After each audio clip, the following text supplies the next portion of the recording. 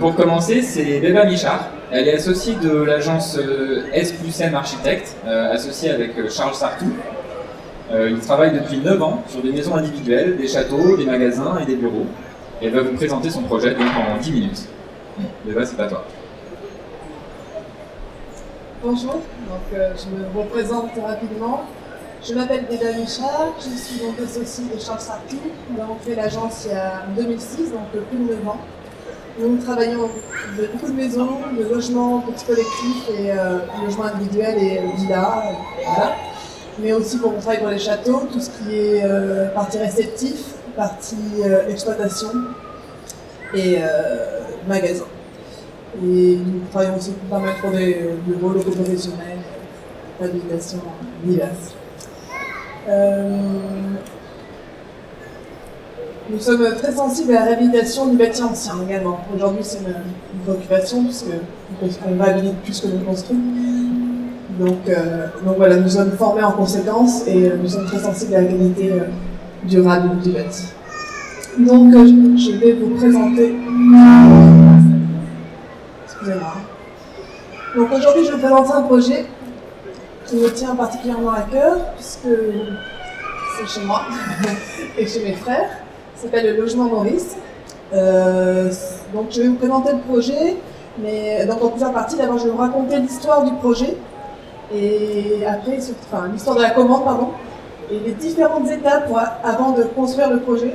Quelques notes sur quelques anecdotes de chantier, de construction. Et enfin, j'essaierai de conclure sur l'importance de la relation entre le maître d'ouvrage et l'architecte et la confiance qu'il porte à son architecte. Voilà. Donc, ce projet se situe à Bordeaux, rue Maurice. C'est une rue qui est perpendiculaire au quai des Chartrons. Donc, c'est une petite rue étroite, elle fait 7 mètres de large. Ce sont des anciens chais. En fait, plus exactement, c'était un ancien loft, c'était déjà des chais réhabilités, c'était la maison où j'ai grandi. Voilà. Et donc, en fait, ce projet, ça a été de réhabiliter un loft en maison de ville.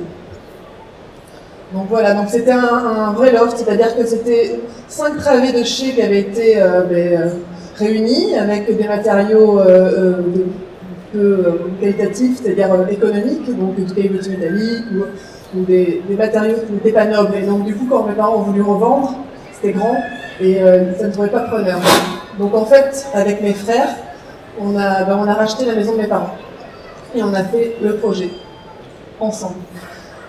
Donc, ce qui est important de comprendre, c'est que cette rue est très étroite et que donc ça pose des problèmes d'accès.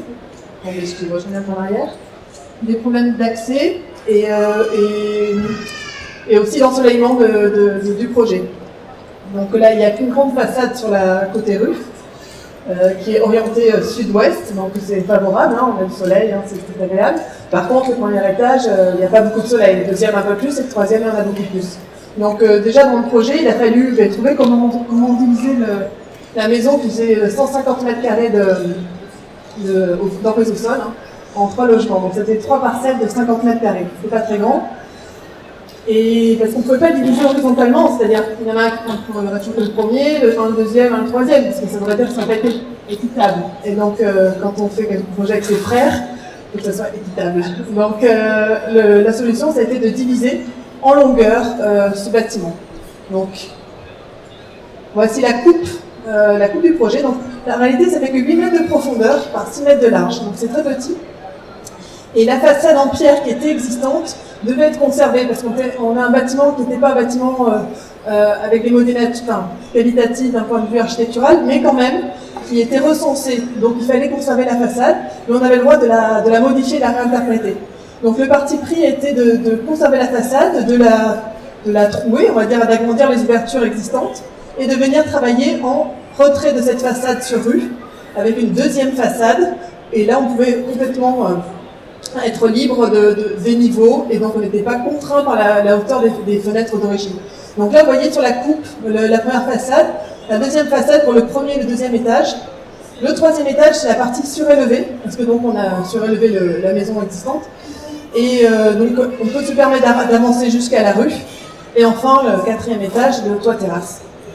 Voilà. Donc en plan, rapidement, donc vous voyez, on a divisé donc, en longueur. Donc chaque parcelle, on a retrouvé le garage au rez-de-chaussée, parfois une buanderie, et la cage d'escalier qui est donc, on va dire, la colonne vertébrale du projet. Il y a beaucoup d'escaliers.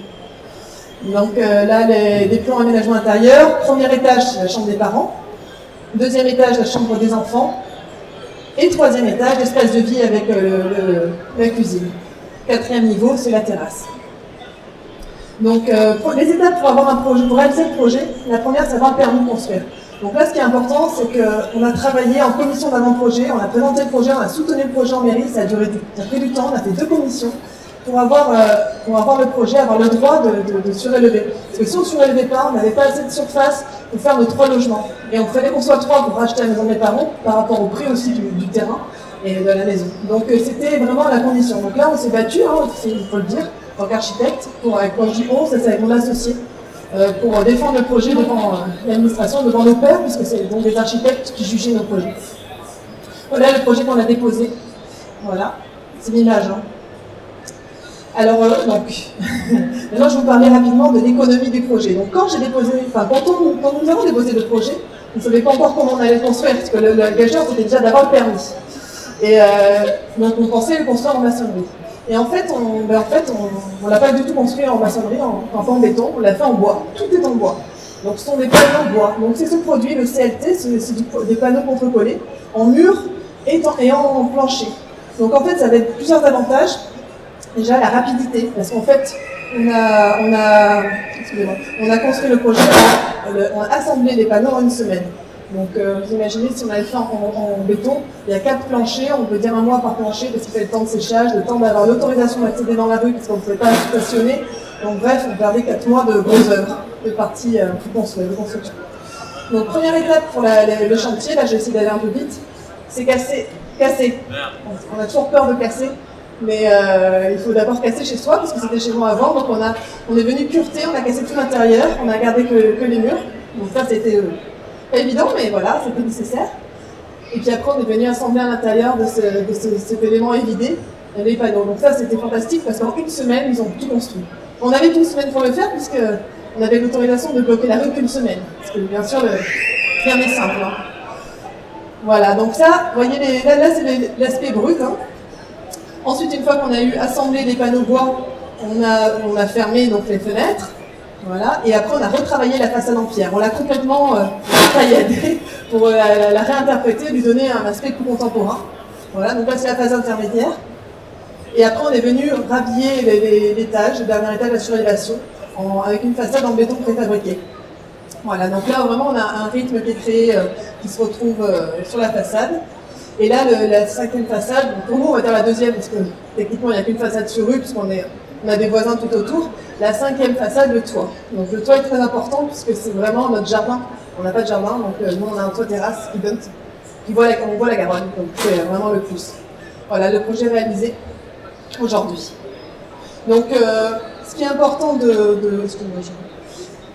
comprendre, c'est que c'est pas évident de surélever comme ça dans un centre-ville. Déjà, c'est pas évident de trouver des solutions techniques pour le faire, mais c'est pas évident aussi de trouver l'aménagement intérieur. Parce qu'en fait, la problématique, c'était de faire une maison pour ma famille, donc on est 4, une maison pour la famille de mon frère le plus âgé, ils sont 4, et une maison pour mon autre frère, qui lui a que 21 ans, donc il n'avait pas les moyens pour emprunter.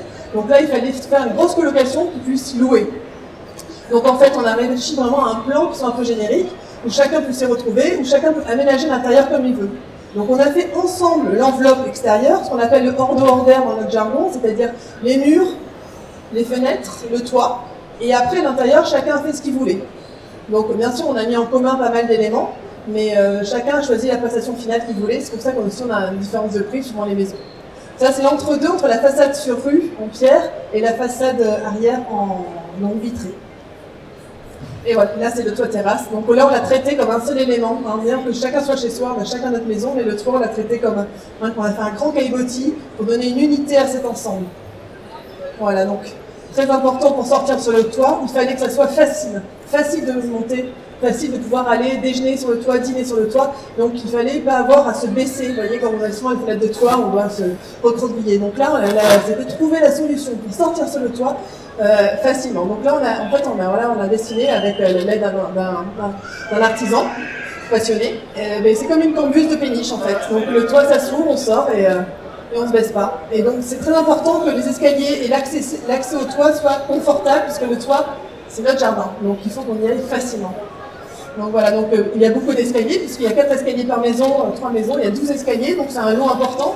Donc ça aussi, tout ça c'est dans l'économie du projet, on a travaillé ensemble. Le fait d'être ensemble, ça nous a donné une force de négociation et de choix des matériaux. Là, juste quelques photos d'intérieur. Là, il y a des prestations intérieures. On a gardé la surface, on l'a peint. Vous voyez, c'est en bois, donc on a de l'économie. On n'est pas obligé de faire un faux plafond, puisqu'on peut peindre le bois. Et le sol, par contre, on a mis un plancher. Là, l'autre version, mon frère qui a moins de moyens, mais lui, il a laissé le bois brut. Il a pas peint, il l'a gardé au sol et au plafond. Donc, il y a une vraie économie intérieure de budget. Voilà. Donc moi, ce que j'invente, juste pour conclure, ce projet était réalisable, c'est réalisé pour plusieurs raisons, mais déjà parce que les maîtres d'ouvrage avaient confiance en nous, donc, parce que bon, même si c'est pour moi, je l'ai fait avec mes frères, il fallait quand même qu'ils aient confiance en moi, et ils avaient cette confiance. Et aussi, parce qu'on était 3, ça veut dire que comme c'est de la réhabilitation, il y a toujours des problèmes, il y a toujours quelque chose. Là, vous voyez cette photo, il y a une cheminée qu'on a dû relancer, c'était la cheminée du voisin, parce qu'on l'avait plus haut, donc il fallait qu'on améliore, il ne fallait pas qu'on l'empêche d'avoir un bon tirage pour sa cheminée. Les règles, si une cheminée à surélever, ça m'a coûté 4 000 €. Mais partagé en 3, c'est plus facile.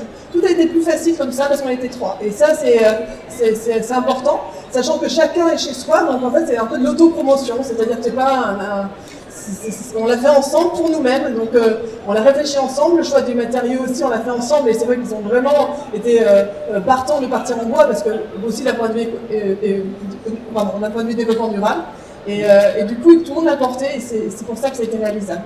Donc ça c'est la plus belle vue pour moi, puisque voilà notre projet, on a vu sur le toit de Bordeaux. Voilà, merci.